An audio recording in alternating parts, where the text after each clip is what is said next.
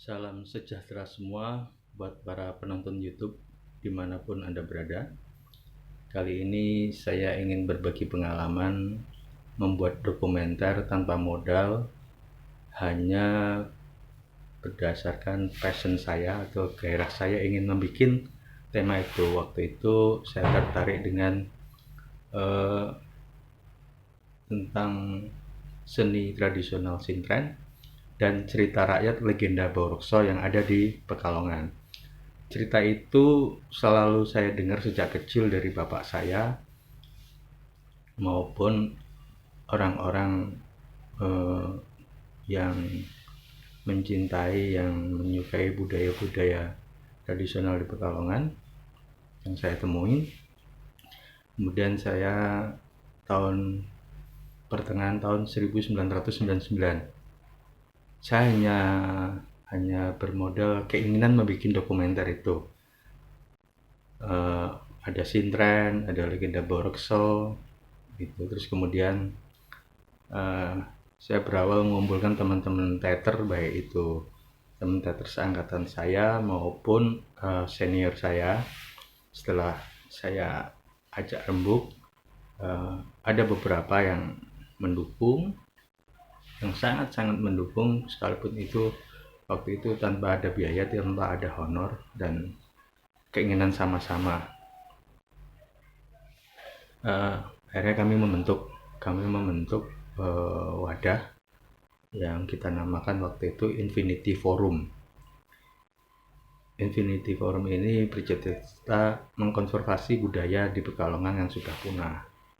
Ya, diantaranya Sintren dan legenda Borokso itu. Karena banyak mitos atau banyak anggapan dari masyarakat, bahkan itu suatu kisah nyata bahwa setiap mementaskan pentas Borokso selalu ada musibah. Apakah itu bencana alam ataukah salah satu pemain atau sutradaranya yang membuat Borokso itu meninggal. Saya tertarik bukan karena tantangan itunya, tantangan bahwa membuat mitos Borokso, membuat atau yang berkaitan dengan mitos legenda Borokso itu selalu akan membawa petaka atau balak kalau orang Jawa bilang. Nah, saya sebagai orang Jawa bukan nggak percaya, cuma saya ingin mendokumentasikan itu semua, ingin merangkum itu semua ke dalam satu video menjadi dokumenter, dan kemudian diberi nama mitos-mitos Kota Batik itu setelah kami berjalan dan kemudian timbullah ide judul itu, mitos-mitos Kota Batik. Tapi awalnya kami tanpa modal apapun, tanpa modal speser pun, kita survei bareng-bareng. Bahkan waktu itu kita juga iuran bensin atau gantian ngisi bensin gitu untuk survei ke wilayah Kabupaten Pekalongan yang waktu itu ada sesepuh bernama Ki Ken Raharja. Waktu itu Ki Ken Raharja sudah berumur 80 tahun. Tapi ketika saya datang dan menyampaikan tujuan saya ingin membuat dokumenter tentang Sintren dan legenda Borokso, ternyata dukungannya Mbah Ken ini luar biasa. Ternyata dia juga orang yang berpengaruh di Kabupaten Pekalongan. Kemudian dia ngomong ke pemerintah, melobikan niat kami semua ke pemerintah daerah, dan itu membutuhkan waktu. Tapi kami terus berjalan mencari sumber-sumber yang dari dalang, dari paranormal, dari dukun. Kadang kami ketemu dukun yang benar, kadang kami ketemu dukun yang palsu gitu kan. Tapi kami terus meriset, apa mungkin kalau meriset bahasanya terlalu berat, tapi artinya melakukan pendekatan-pendekatan terhadap apa yang ingin kami bikin. Nah, kemudian tersusunlah beberapa narasumber, baik itu sesepuh, orang yang tahu budaya atau tahu sejarah. Ternyata sumber-sumber itu ada yang di Jogja, ada yang di Pemalang, ada yang di Semarang, gitu, dari berbagai kota di Jawa Tengah. Kemudian kami memutuskan untuk merekam sumber-sumber yang ada di Pekalongan, terutama dari Mbah Ken dulu, eh, Mbah Ken Mbah Ken ini yang menceritakan tentang legenda Borokso dan Sintren. Kita rekam dulu, dan waktu itu juga saya nggak punya kamera, teman-teman nggak punya kamera. Di daerah Pekalongan sendiri juga banyakkan kamera untuk wedding gitu kan. Sementara dokumenter itu waktu itu juga belum ada HP yang ada kamera seperti sekarang. Eh, untuk kamera tuh masih ada kamera wedding yang pakai VHS, tape-nya besar banget gitu kan. Terus kemudian ada yang mulai baru-barunya ada mini DV, kaset mini DV itu. Nah, tapi kita mengumpulkan narasumber-narasumber, jadi kita datang ngobrol mau bikin ini, akhirnya terkumpul semua itu. Kemudian saya mencari teman di Jakarta untuk meminjam kamera, mencari kenalan, akhirnya saya mendapat pinjaman secara sukarela gitu, karena kami juga tidak ada biayanya, dipinjam secara sukarela. Waktu itu dari Dekan Fakultas Film dan Televisi Institut Kesenian Jakarta, yaitu Pak Hartanto almarhum. Dia meminjamkan kamera untuk syuting dulu, wawancara-wawancara maupun apa yang bisa kami syuting waktu itu, kalau kamera itu sedang tidak beliau pakai. Jadi makanya kami menjadwalkan, misalnya 1 minggu kami pinjam, terus kemudian setelah 1 minggu kemudian mau dipakai, kami kembalikan ke Jakarta gitu. Nanti bikin jadwal lagi, kami ke Jakarta lagi, syuting lagi ke daerah. Nah, seperti itu. Nah, bahkan bergantian ada Mas Arya Agni yang meminjamin kamera itu juga. Nah, setelah perangkat itu ada, tim ada, narasumber ada, kebetulan ketika kami pulang survei dari Jogja, kami mampir ke rumahnya Mas Fran Hasim, wartawan Suara Merdeka, terus menceritakan kami dari mana, kami mau bikin apa. Kemudian sama Mas Fran ditulislah berita bahwa ada tim Infinity Forum akan membuat dokumenter Sintren dan Legenda Boroksa secara independen. Artinya belum punya biaya sama sekali. Nah, setelah koran, sepulang kita dari rumahnya Fran Hasim, besok paginya koran itu dimuat, dan akhirnya Mbah Ken itu membawa koran itu ke Bupati dan Wali Kota Pekalongan untuk meminta memangkas dana anggaran kesenian untuk mendukung dokumenter kami. Waktu itu hanya terkumpul 10 juta, jadi 6 juta dari Wali Kota, 4 juta dari Kabupaten, dan biaya itu pun nggak langsung keluar. Kami tetap jalan, kami tetap mencari, kami melobi ke PLN, kami melobi ke Telkom minta bantuan sponsor segala macam, kami melobi ke Honda Pekalongan, ke sumber-sumber sponsor. Tidak ada satupun yang memberikan dukungan, karena ini bukan profit. Tapi saya nggak patah semangat, kami semua juga udah, pokoknya kita gimana caranya ini syuting dulu gitu, karena sudah ada kamera, kita hanya membutuhkan bensin dan uang makan. Terus saya bilang gini, kalau ada yang punya uang, saya pinjam dulu untuk operasional semuanya yang dibutuhkan. Nanti saya jamin kalau saya ada kerjaan saya ganti, atau kalau dana dari wali kota atau kabupaten itu turun, ya diganti berapapun. Saya minta rinci, misalnya sekretariat waktu itu listrik dan telepon kita pakai di sekretariat salah satu anggota Infinity Forum. Jadi harus kita catat semua pengeluaran yang terjadi, sampai akhirnya kita bisa sewa mobil gitu kan, sekalipun itu masih terutang karena dana dari pemerintah belum cair. Nah, mulai kami syuting wawancara gitu.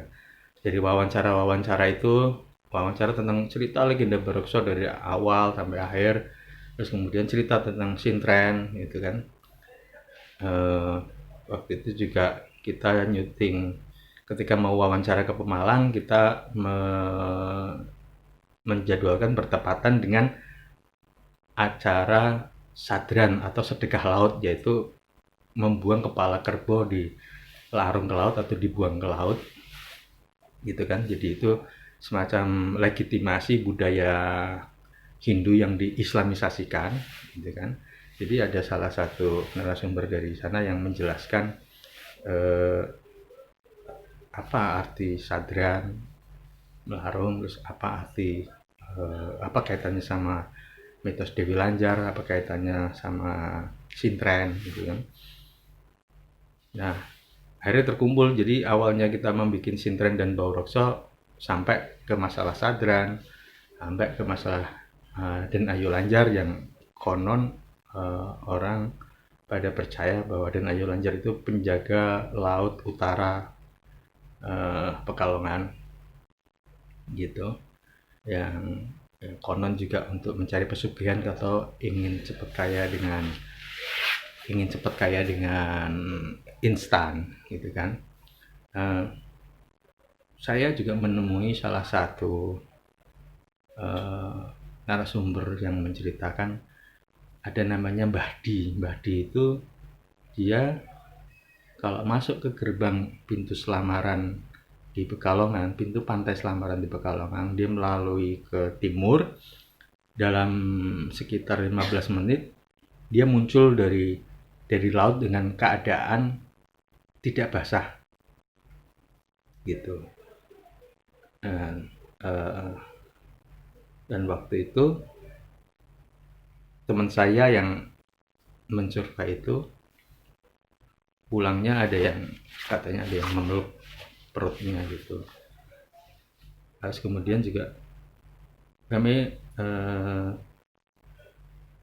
melakukan interview dengan bagaimana kalau benarkah arwah itu bisa dipanggil, benarkah arwah Baurokso, arwah penjaga pantai laut utara itu bisa dipanggil melalui mediasi orang. Akhirnya kita cari dukun yang bisa melakukan itu. Kemudian ada yang mau gitu kan, ya alhamdulillah juga mau mendukung secara sukarela. Baik mediasinya juga orang yang harus mempunyai ilmu seperti itu. Dukunnya juga harus punya ilmu bisa memanggil arwah baroksa segala macam, tapi ya wallahu alam apakah itu baroksa beneran atau enggak. Nah, setelah kita praktekkan segala macam, mediasi itu memang orang yang menjadi mediasi baroksa itu saya coba mendekatkan kamera, saya mencoba mendekatin dia, memang tidak keluar keringat. Jadi selama satu kaset itu sekitar 1 jam lah ya. Selama wawancara 1 jam itu, satu kaset itu dia tidak keluar keringat sama sekali. Padahal dia apa teriak-teriak ngereng apa ya menggeram-geram gitu keras segala macam gitu kan.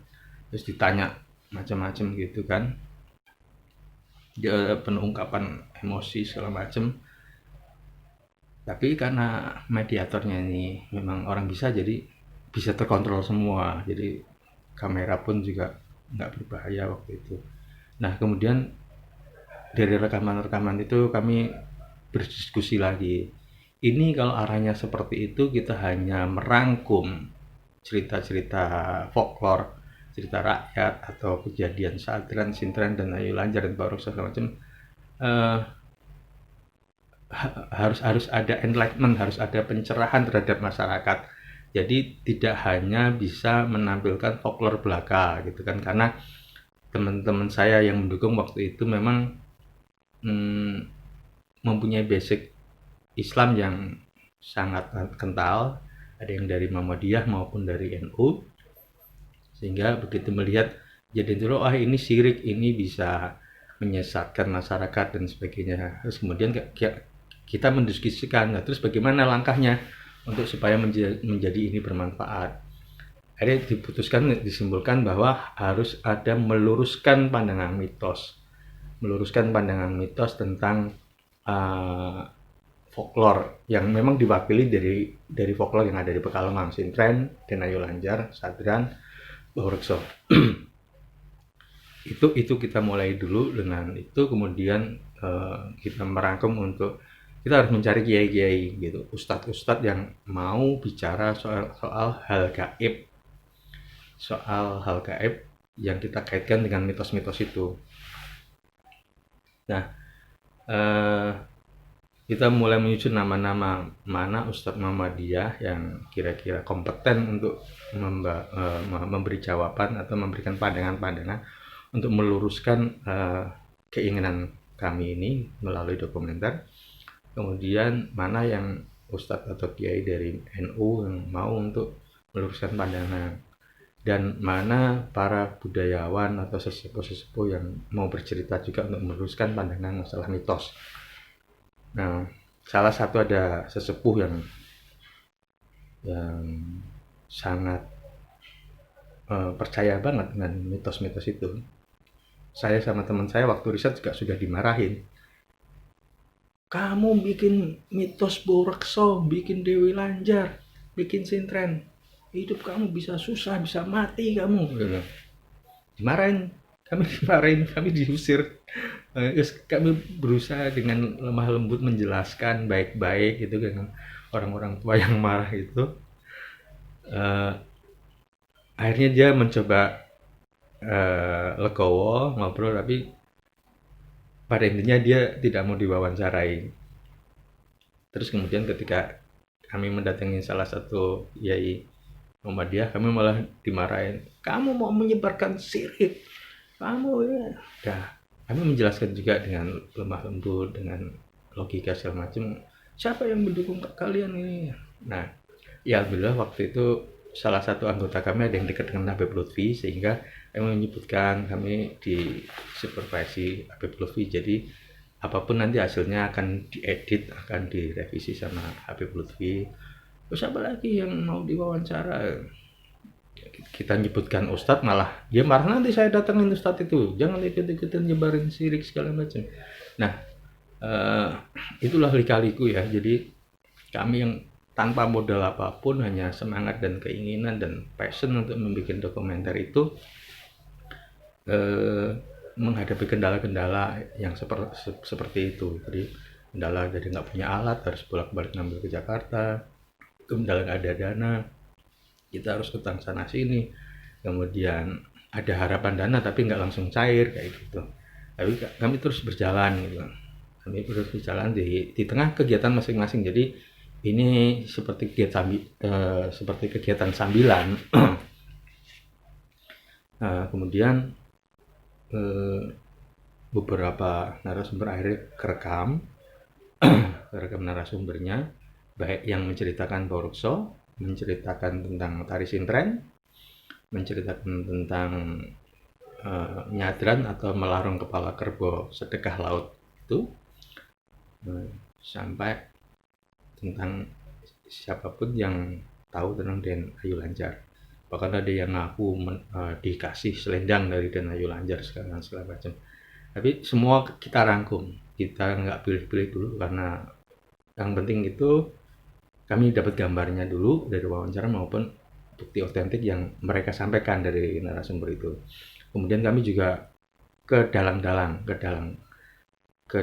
wayang kulit maupun wayang golek.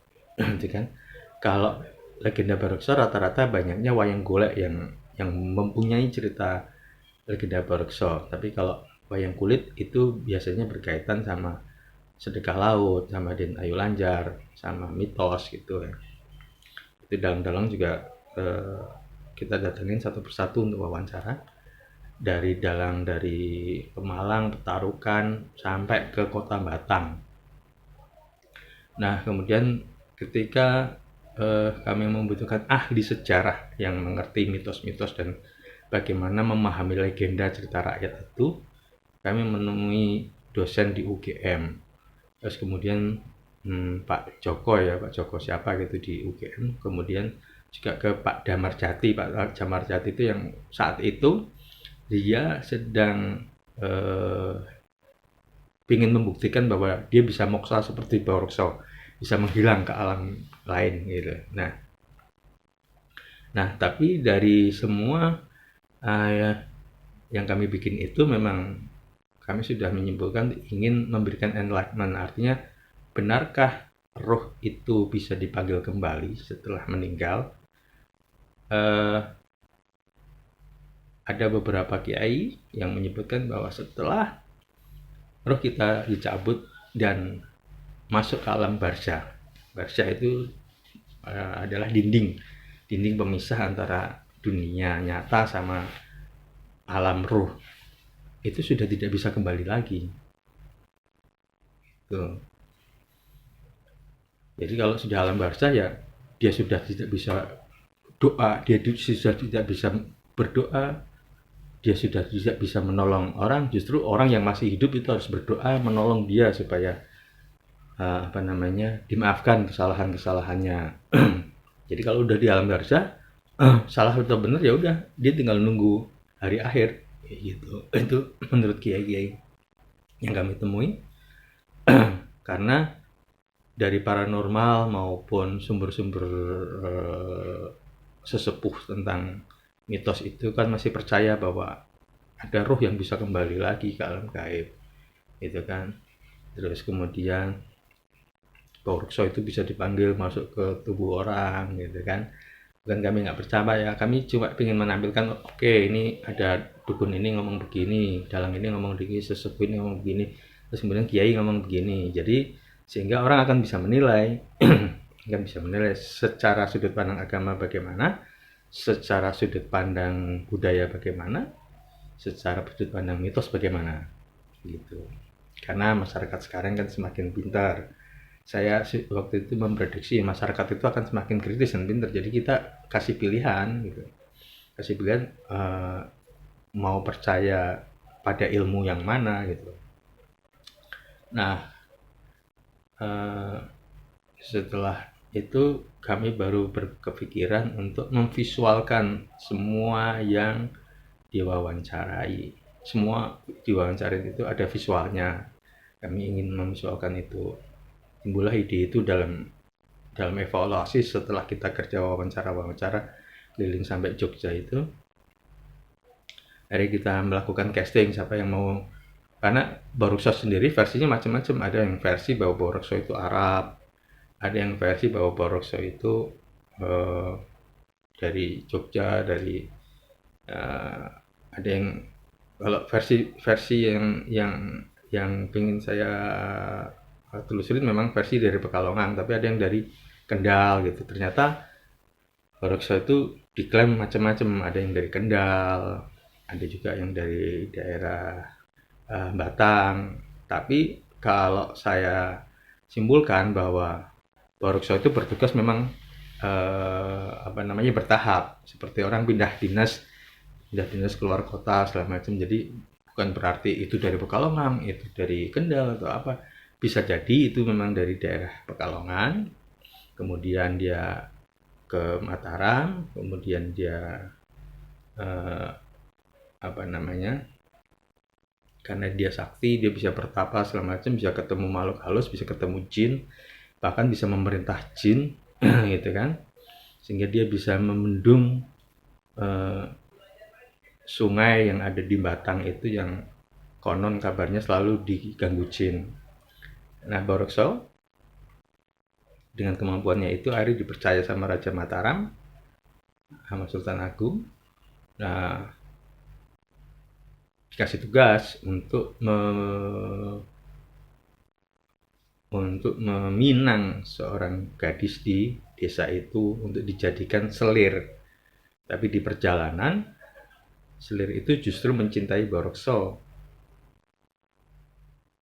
karena wanita itu cantik, muda, dan dia menangis, dia bersedih karena hanya mau dijadikan selir gitu.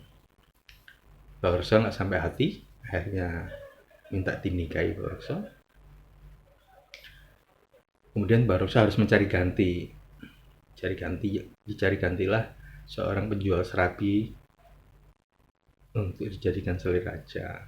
Nah, hal itu ketahuan sama raja dan Baruksa dihukum sehingga dia pindah dari dikasih tugas yang berat dari membuat armada kapal di Kendal, terus bikin bendungan di Batang, membuka alas di Pekalongan karena perjalanan Sultan Agung ke Batavia itu kan dia ingin membuat lumbung-lumbung padi untuk menyerang Batavia. Nah, tapi tugas terberatnya adalah ketika dia harus menyerang benteng Batavia melalui laut. Itu udah bunuh diri lah karena senjata Belanda pada waktu itu lebih kuat daripada kapal-kapal dari Mataram. Gitu. Nah, ada yang menceritakan bahwa Baruksa meninggal pada pertempuran perahu itu. Ada yang menceritakan bahwa Baruksa moksa, menghilang, mati tidak kelihatan. Ada yang menceritakan sebenarnya Baruksa masih hidup, jalan kaki dari Batavia pulang, tapi dia tidak pulang ke Mataram karena pasti kalau pulang juga dibunuh sama rajanya. Nah, jadi sebenarnya saat itu juga Mataram itu keras gitu, tapi para pengikutnya memang luar biasa mendukung Mataram itu untuk berperang dengan Belanda. Nah, cerita-cerita yang berbagai versi itu kami coba visualkan. Ada yang Arab, ya kita mencari pemain Arab. Ada yang versi Jawa gitu. Ada yang versi Jawanya juga ada dua gitu kan. Versi yang dia Islami sama versi yang dia legenda. Nah, kalau bagi saya lebih cenderung legenda. Jadi legenda itu sendiri pasti memberikan makna tentang kehidupan, memberikan makna tertentu tentang kehidupan, seperti ya film-film yang pernah dibikin gitu ya. Jadi legenda Baruksa pun kalau dibikin memang sangat luar biasa nilai humanisnya, nilai filosofisnya gitu ya. Nah, itu biayanya besar. Nah,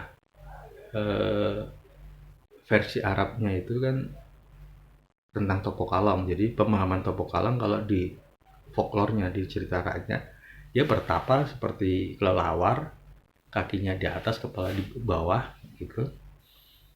Terus bertapa tidak makan tapi menggantungkan kakinya di pohon itu sehingga auranya dimensi lain itu terbuka, dia bisa bertemu dengan jin-jin penjaga hutan di Pekalongan dan mencoba menaklukkannya. Nah, sementara versi yang Arab, Baruksa itu, Topo Kalong itu adalah dia bersiar, dia berkhotbah, menyebarkan agama Islam tiap malam, harus sembunyi-sembunyi gitu. Dan hanya makan buah seperti kelelawar. Nah, versi macam-macam itu kita coba membuat cuplikan-cuplikan, tapi juga itu membutuhkan lokasi. Kami semua mencari hutan yang pohonnya besar-besar. Waktu itu ada di Randu Dongkal, Pemalang. Kami ke sana dan kami ingin menunjukkan ketika Baruksa membawa putri untuk diserahkan raja itu dengan seekor kuda, tapi kami ingin mendapatkan kuda yang agak bagus, tapi dapatnya kuda kecil karena budgetnya terbatas. Jadi itulah hari kita bikin semampu kita, dan kita mencari penerjemah bahasa Jawa untuk cuplikan-cuplikan adegan yang menggunakan bahasa Jawa. Terus waktu itu beberapa pemain perempuannya didukung sama SMA 2 Pekalongan ya. Dan selain membuat cuplikan-cuplikan tentang Baruksa, kami juga membuat pementasan sintren yang kita syuting untuk cuplikan-cuplikan tentang apa dan bagaimana seni sintren itu terjadi gitu kan. Nah, akhirnya semua terkumpul dalam kaset mini DV itu sekitar 25 kaset, berarti 25 jam narasumber maupun cuplikan-cuplikan maupun daerah-daerah wawancara gitu kan, semua materi syuting itu ada tersimpan sekitar 25 kaset. Kemudian VHS-nya sekitar ada 9 kaset VHS, karena waktu itu kami juga didukung sama orang video shooting, teman-teman video shooting untuk beberapa footage yang harus kami dapat. Nah, waktu itu selesai syuting semua dan kami semua memutuskan semua materi sudah lengkap gitu kan. Ya itu kan berarti kalau 25 kaset sama 9 kaset aja udah 34 jam. Ya 25 jam ya sekitar 34 jam sekitar itu. Nah, kemudian untuk memulai edit ya, waktu itu editing masih pakai Betacam kaset besar. Jadi dari mini DV itu mesti kita loading dulu ke Betacam baru bisa ngedit gitu. Nah, akhirnya syuting selesai, kita menunggu pencairan dana dari wali kota maupun kabupaten. Waktu itu kabupaten masih ada di kota Pekalongan juga domisilinya. Nah, tapi setelah dana turun, dana itu untuk kami bayar utang dulu, untuk bayar mobil sewa, untuk listrik, telepon, biaya operasional gitu kan. Misalnya waktu itu makan pakai biayanya siapa, yaudah kembaliin dulu. Kita kembaliin dulu, masih sisa separuh. Saya mulai mengedit di Jakarta karena waktu itu di Pekalongan masih belum banyak editing. Nah, saya mulai mengedit dan saya maksimalkan bagaimana sisa dana itu bisa jadi, ya alhamdulillah tercapai 1 jam editan tentang sintren, nyadran Larungan dan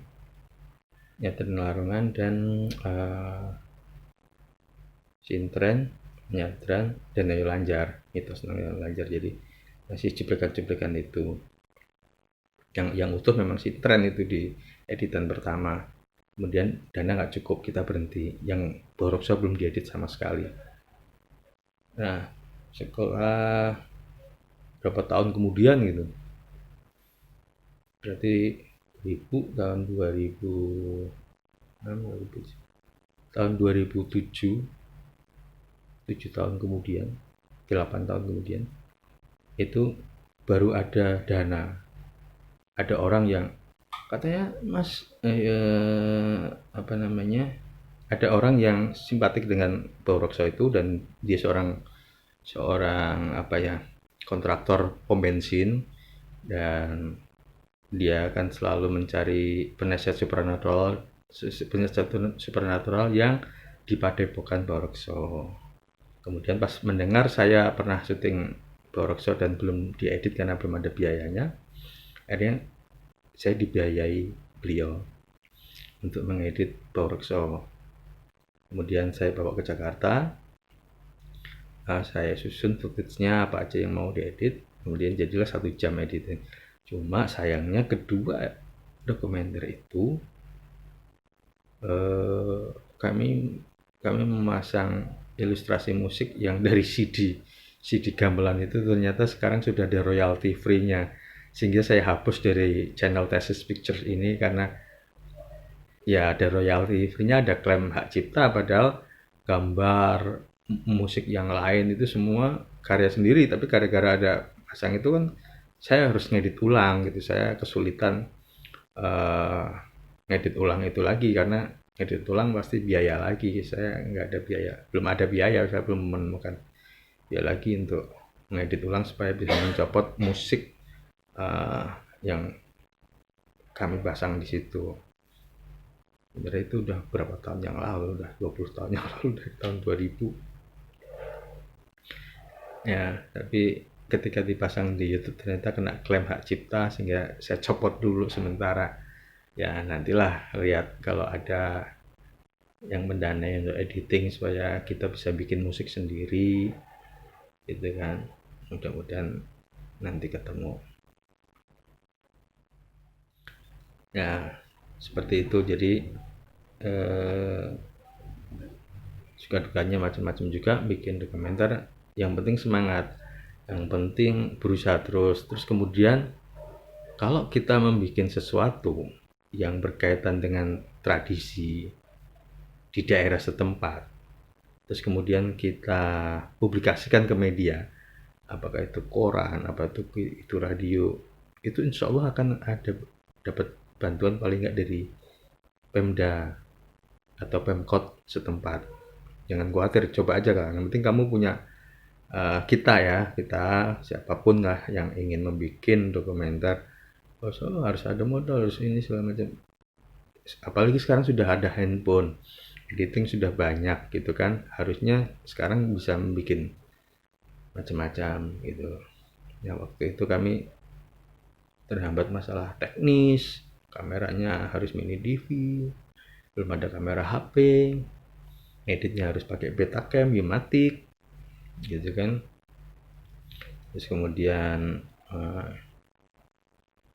kami masih belum memahami tentang royalty free musik itu ya kan.